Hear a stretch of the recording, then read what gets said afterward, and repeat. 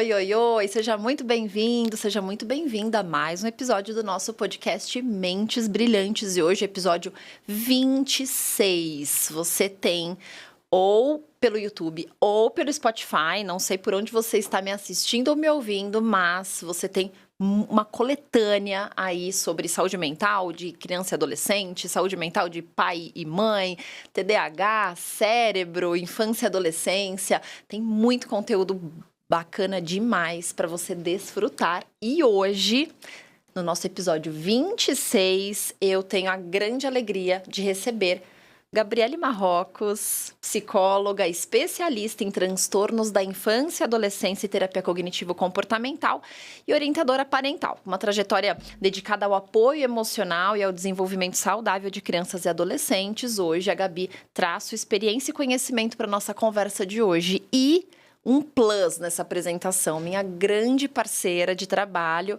faz parte da equipe clínica do Espaço Eros, transformando vidas junto comigo. Seja muito bem-vinda. Obrigada, Cia. É um prazer estar aqui com você. Gostoso, muito bem. Hoje nós vamos falar sobre orientação parental, que carinhosamente chamamos de OP. Sim, exatamente. É muito grande a orientação parental, a gente chama de OP.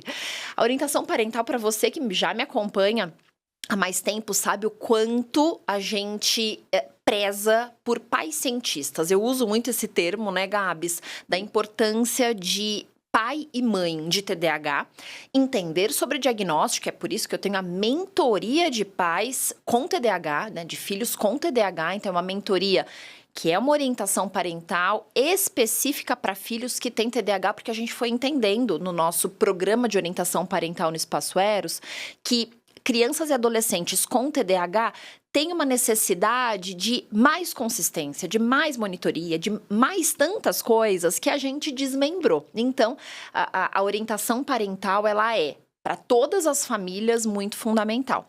Mas na mentoria de pais para TDAH, a gente tem um viés mais específico, né? Então, nós vamos entender um pouquinho juntas sobre orientação parental com a nossa super especialista. E aí, para a gente começar, então, eu queria que a gente pensasse juntas por que a orientação parental é considerada uma ferramenta para pais, né? Pensando em criança e adolescente, enfim.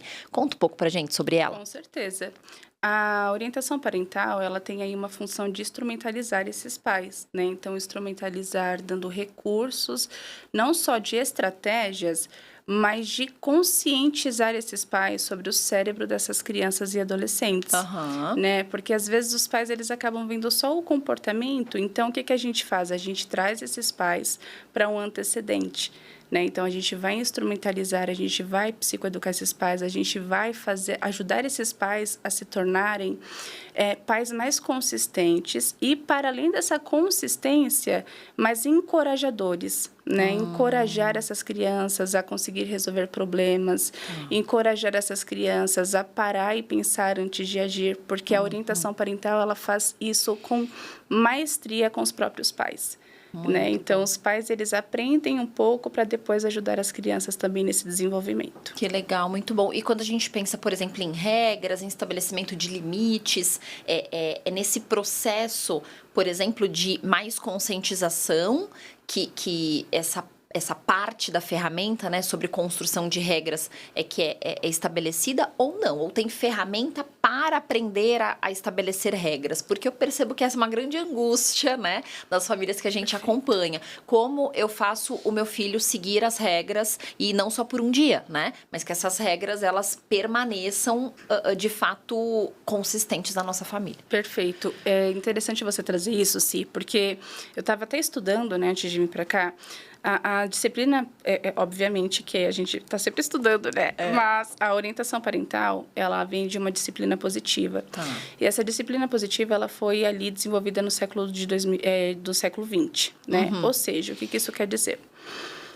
Os pais, eles tinham regras muito punitivas, né? É muito recente, muito né? Essa recente. História da disciplina positiva, né? Entendo. E os pais, eles eram totalmente punitivos, porque a criação foi punitiva também. Ou seja, eles trazem, né, esse mecanismo para dentro da própria casa. Vamos ser punitivos porque essa punição vai servir, vai ajudar. Mas a gente vai percebendo que não ajuda. né? Nossa. E aí, com base nesses estudos, a gente foi fazendo o quê? Criando estratégias e metodologias para ajudar esses pais a ter recursos de manejo parental com esses filhos. Então, a regra, ela precisa existir, mas desde que tenha ali uma colaboratividade do pai e o filho. Então, a estratégia, ela é uma excelente... A estratégia, ela entra como uma excelente ferramenta para que eles tenham esse olhar de mais amparo e menos punição, que a regra acaba, às vezes, sendo mais punitiva. Sim, sim. E hierárquica também, Muito, né, Gá? muito. Eu comento muito na mentoria com os pais de TDAH que eles acabam sendo a primeira geração de pais que finalmente tiveram acesso a essa informação de uma educação firme, mais gentil, né? Que tem ali um respeito, que eu ouço o meu filho. Isso não significa que eu me rendo aos prazeres e aos desejos dele. Essa ambiguidade, muitas vezes, né? De confundir, na verdade, o que é uma educação da disciplina positiva, né? Uma educação firme e gentil. E a permissividade, você nota isso na orientação parental como um obstáculo? Totalmente. É, né? Totalmente. Porque os pais, ou eles permeiam, né? Muito pela autoridade, ou é uma autoridade muito excessiva, ou é uma permissividade muito excessiva também. Sim. E é muito legal falar sobre isso, porque traz uma questão de que os pais, quando permissivos, eles não tendem a ser só permissivos numa relação com os filhos. Tá. Eles tendem a ser permissivos numa relação de modo geral. Tá. Né? Porque isso daí é uma habilidade de vida que ele teve que aprender. E quando o pai ele vai para um lado mais autoritário, né? Autoritarismo, o que ele acaba fazendo também sendo autoritário em outros contextos. Tá. Não é só com o filho em questão. Mas trazendo para essa ótica da orientação parental, eles acabam tendo muita dificuldade no que tange esse meio termo, né? Entre ser gentil, mas também ser ali firme.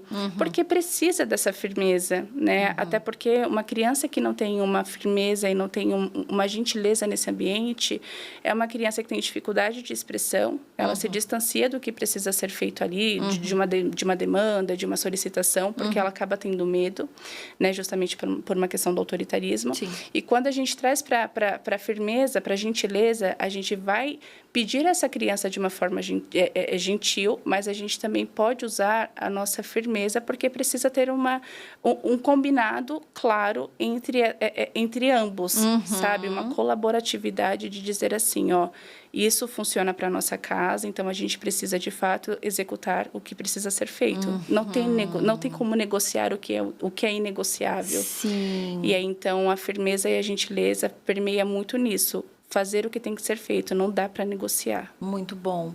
Quando você traz esse olhar de que os pais mais permissivos tendem a ser permissivos também em outras relações, tanto quanto os autoritários, a gente está falando de crenças, não? Total. Então, a importância talvez de um olhar para dentro como indivíduo, para além do papel de pai e mãe. Total. Inclusive, é muito interessante a gente trazer... eu sempre levo para os pais. Não tem como a gente falar de orientação parental sem a gente olhar para as nossas crenças e pensamentos automáticos.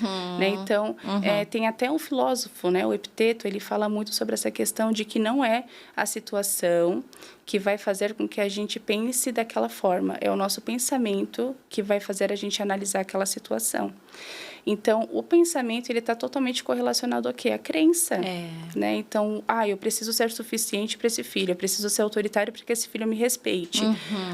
Eu preciso ser bonzinha, senão meu filho vai crescer cheio de traumas, né? Sim. E isso daí são as crenças que vai fazendo com que a criança acabe tendo uma dificuldade justamente no contexto ambiental, né? Ambiental por quê? Porque é onde ele convive com esses pais, os irmãos acabam também tendo essa dificuldade. E tudo isso é crença, né? Uma crença que está por trás desse comportamento. Porque primeiro eu penso, eu sinto e eu me comporto. Então, os pais, eles estão sempre nesse limbo. Sim. Então, é muito importante que eles se conscientizem quais são os pensamentos automáticos que permeiam ali na cabecinha deles. Né? Por que eles estão pensando da forma que eles estão pensando. Sim. Agora, a OP não é um processo de terapia, né? Para a família. E aí, por vezes, eu fico pensando... Isso acontece muito na mentoria. Que, se você já fez a mentoria comigo, você sabe que, às vezes, eu faço uns puxões de orelha poderosos, né? Mas eu faço com amor, vocês sabem que eu faço com amor. No fundo, tem uma intenção amorosa, mas que eu puxo a orelha, eu puxo. Porque muitas vezes eu percebo que o processo da mentoria não caminha justamente porque tem uma dor individual como mulher, como homem, para além de como pai e mãe. Perfeito. Na mentoria, Perfeito. eu vou cuidar do papel parental. Mas Perfeito. aquele pai e aquela mãe é um chefe, é um funcionário, é um filho, é um esposo, é uma esposa. Ou seja, existem outros papéis sociais que aquele pai e aquela mãe exercem, também regados por crenças disfuncionais e que fatalmente vai impactar na parentalidade. Então, que eu dou umas empurradinhas pra terapia, eu dou. Você também, né? Total. Inclusive... Ela faz essa cara de plena, mas ela também dá puxão de orelha, tá? Não sou só eu, não. Tá? Você pode contar toda a verdade. Inclusive, se é muito interessante que quando eu vou atender os pais, né, eu não pego muito leve. Eu não tenho como pegar leve, gente. Tô falando. Até porque... Ela só tem essa voz doce, calma e tranquila, mas ela é braba, igual eu. Até porque quando a gente para pra pensar, o pegar leve é, primeiro eu acolho esse pai. Ele precisa de acolhimento, na maioria das vezes. Sim. Porque eles chegam cheios de culpa. Culpa, cansaço, estresse, nananã, né? Então, cobrança, né? Muita cobrança. Sim. Principalmente com pais de criança de neurotípicos, né? Tá. TDAH. Gente, é um mundo muito difícil em casa. E aí, o que a gente acaba fazendo? Eu vou entender a dor desse pai. E depois que eu entendo a dor desse pai, que eu acolho essa dor e eu direciono também, por vezes, para psicoterapia, né? Só que o que a gente acaba fazendo depois? Depois que eu já dou todo o recurso, eu oriento, eu faço até uma conceitualização de caso para os próprios pais, para mostrar para eles o funcionamento deles como indivíduo e como pais, o quanto que isso se assemelha. Lembra que eu falei agora há pouco? Que a permissividade não é só com os filhos, eles acabam sendo permissivos em outros contextos também. Tá. Então, eu trago uma conceitualização de caso, que é algo que a gente usa na psicoterapia, como uma forma de organização ali para um plano de tratamento. E isso me ajuda muito a construir o plano de tratamento dessa família, né? Porque eu olho para isso e eu apresento aos pais as estratégias compensatórias ali que eles têm, enfim, os comportamentos. E depois disso, eu acabo direcionando eles ao quê? Vamos fazer terapia. Não quer fazer terapia?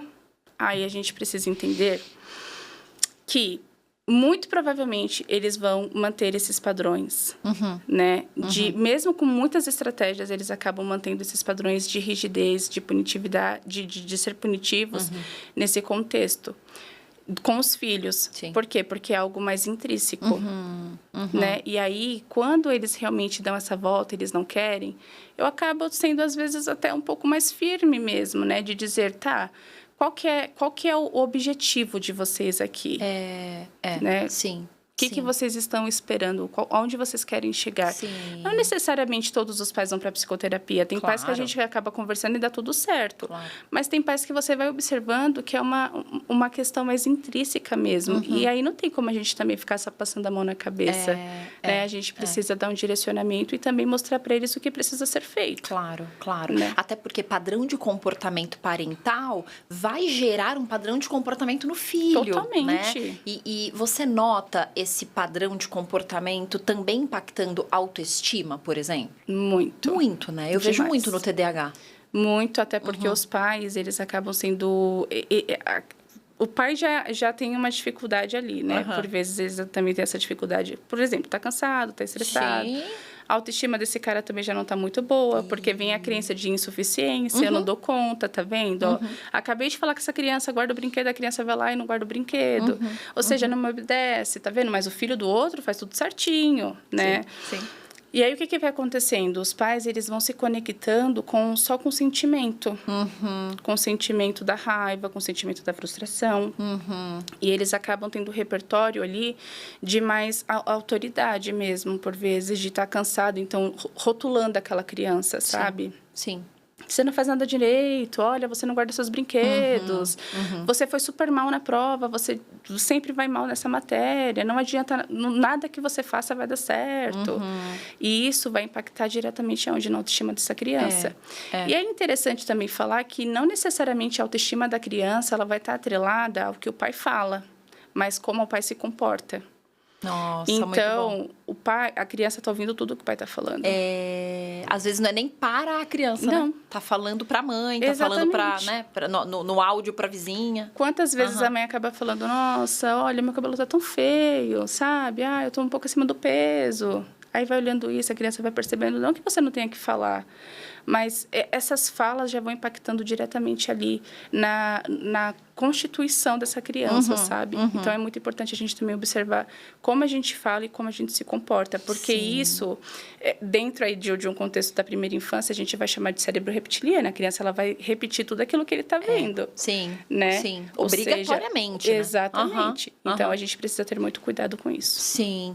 E sabe que quando você traz, por exemplo, essa questão do autoritarismo como um risco para essa questão de autoestima, vocês sabem que recentemente, numa das turmas de mentoria, eu estava com uma família que me trouxe um olhar muito permissivo para essa relação, né? Então, o garoto tem TDAH, por isso que eles estavam na mentoria de pais, e aí, em terapia, o garoto e estava com uma psico da nossa equipe, então a gente faz reuniões multidisciplinares, então ela foi me trazendo algumas questões que estavam preocupando ali, que eu percebi que não estava de fato relacionado ao comportamento da família, parecia uma coisa muito divergente. Por quê?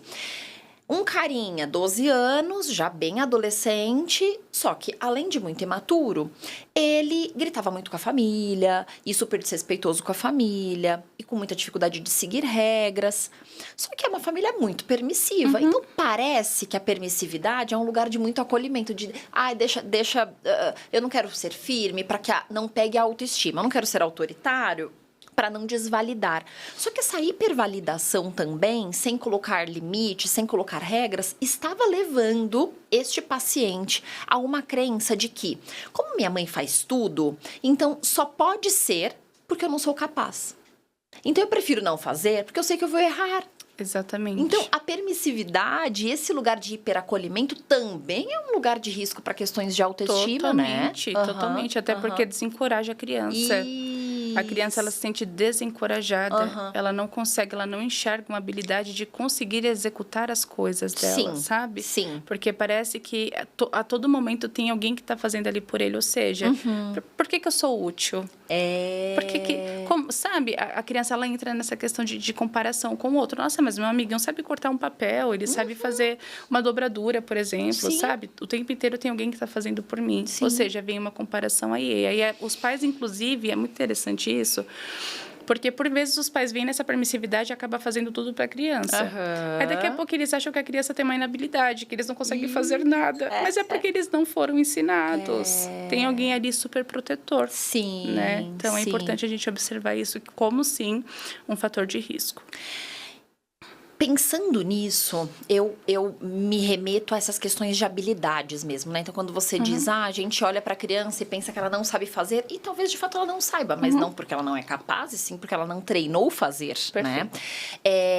Então, significa, a gente pode afirmar que a orientação parental, a partir do momento que essa família começa a manejar melhor o dia a dia, começa a estabelecer melhor as regras, a consistência, a monitoria, são ferramentas que também ajudam essas crianças e esses adolescentes a desenvolverem habilidades? Totalmente. Totalmente. Até porque os pais, a criança com o TDAH principalmente, tem uma dificuldade muito grande no planejamento, controle inibitório, né? Então, eles acabam sendo muito mais impulsivos. Sim. Quando a gente fala de uma habilidade dentro dessa casa, habilidade de vidas, né? Habilidade de vida, de organização, enfim, os pais precisam ser a função executiva dessas crianças. Então, o planejamento, a organização, a comunicação, o acolhimento, a validação tem que partir deles. Uma vez que esses pais eles estão bem equiparados com isso, obviamente, eles vão fazendo o quê? Dentro da neurociência tem a neuroplasticidade, né? Então, eles vão modulando esses comportamentos ali de forma com que, com o tempo, isso se torna o quê? Reforçado. Então, daqui a pouco, esse pai, ele vai ter um pouco mais de trabalho para praticar essas habilidades de vida com essas crianças, de organização, de planejamento de rotina, de gestão de tempo, de separar por ambientes. Então, é muito interessante, gente, gente, prestem atenção, tá? Alô, Brasil! Preparem ambientes diferentes para essas crianças. Lugar de estudo é lugar de estudo, Muito lugar bom. de comer é de comer, lugar de brincar é de brincar. A gente precisa tirar de estímulos de lugares que a criança precisa estar ali focada, né?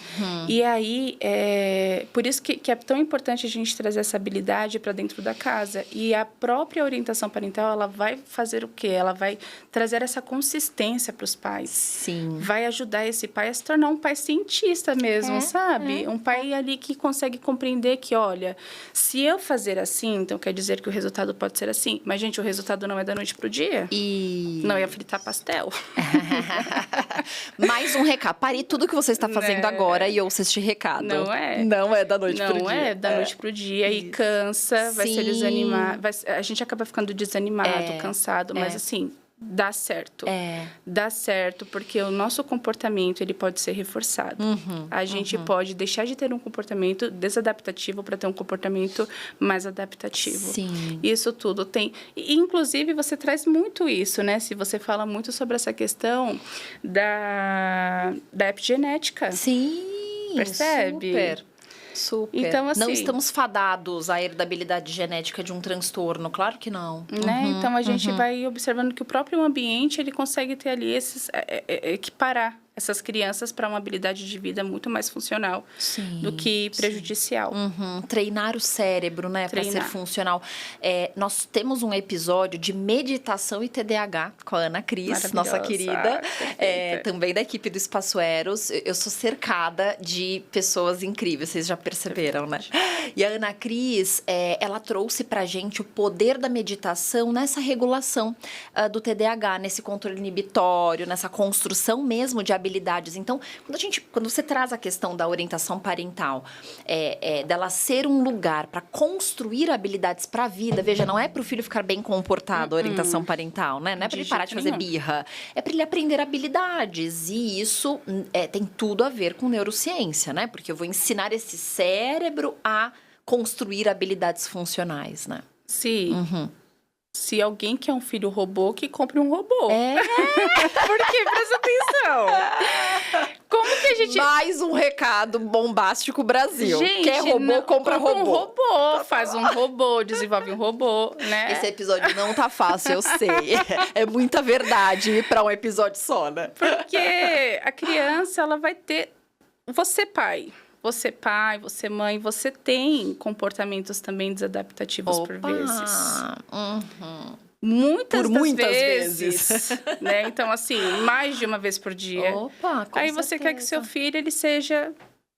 Gente, criança tem que ser criança. Criança tem que pular, tem que brincar, tem que realmente se comportar. A gente não vai te... A criança, ela tem que sofrer, às vezes, sentir... Não sofrer, calma, tá, gente? A criança, ela precisa experienciar a frustração. Então, quando a criança, ela tá ali chorando... Não tente conter o choro da criança. Permita com que ela... para ela ficar calma, né? Permita com que ela chore também, sabe? A gente, às vezes, acaba sendo muito... Eu li esses dias aquele livro, Porque o Amor é Importante.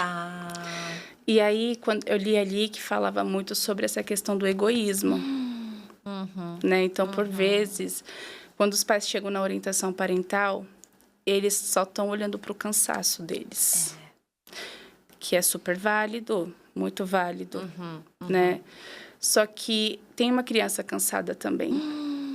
Tem uma criança muito exausta do outro lado. Então, a gente não pode ficar olhando só para nós o tempo inteiro. Eu preciso dormir, porque meu filho não dorme. Já parou para pensar que se você precisa dormir, seu filho não dorme, você está cansado e você tem uma habilidade de comunicação? Imagina essa criança que não está dormindo, que não tem essa habilidade de comunicação, não tem suas funções executivas já cristalizadas, ou seja, percebe que não é só você que sofre, o cansaço, ele é mútuo. Né? Então, a gente precisa ter um olhar de amparo, não só com esses pais, mas também com essas crianças. E esses pais precisam desenvolver isso. Desenvolver pensando, perceber isso, acreditando que realmente um filho, ele vai ter que se expor, ele vai ter que se comportar. Não é um robô. E a gente não vai ensinar para os pais, olha, quando o filho estiver chorando, peça para que ele fique quieto, né? Ou se não, quando o filho, eles te pediram... A meu filho, ele pede o tempo inteiro um monte de coisa no mercado. Eu quero que meu filho não me peça mais nada. A gente não vai ter estratégia para isso. Sim. Não é faça assim ou faça assado, não existe sim, isso. Sim. Então, tem a compreensão isso. de um sistema familiar, né? Para, então, Sim. ter um manejo adequado. É o que eu falei, né? A gente vai observar o quê? O funcionamento dessa família. Dentro de um contexto de o que esses pais pensam, qual que é a principal dificuldade. É mais ou menos assim, a situação, né? Como eles se comportam e depois como a criança age. Né? Então, a gente fica nesse A, B e C. A partir desse momento, eu também vou tentar identificar os pensamentos desse pai. Sim. O que está atrelado ali. Sim. A forma com que ele age. E aí, a gente vai estruturar um plano de ação. Um plano de ação levando para esses pais que não existe um cordãozinho mágico, sabe? Sim. Tudo é um processo. E todo processo, ele vai precisar de uma dedicação. Ele vai precisar que o pai ele esteja atento às necessidades desse filho. E, para além das necessidades do filho, atento às necessidades dele. Né? E é bem personalizado, sim. Cada plano de tratamento é um plano de tratamento. Ou seja, orientação parental é para corajosos, tá? Exatamente. Muito bom, muito bom. A gente passaria horas pensando não só em exemplos, mas também em demandas, né? Porque a nossa família vem sempre em primeiro lugar na vida. Então, que a coragem, se você tem enfrentado desafios aí na sua família, com certeza essa coragem, ela pode transformar o dia a dia de vocês e a história da família de vocês. Com certeza. Respira fundo e bora. Gabi, super obrigada eu pela tua agradeço. presença, pelo teu ótimo. conhecimento compartilhado e pelo teu acolhimento. Ai, gente, é muito bom. É isso, muito obrigada. Obrigada. Até a próxima.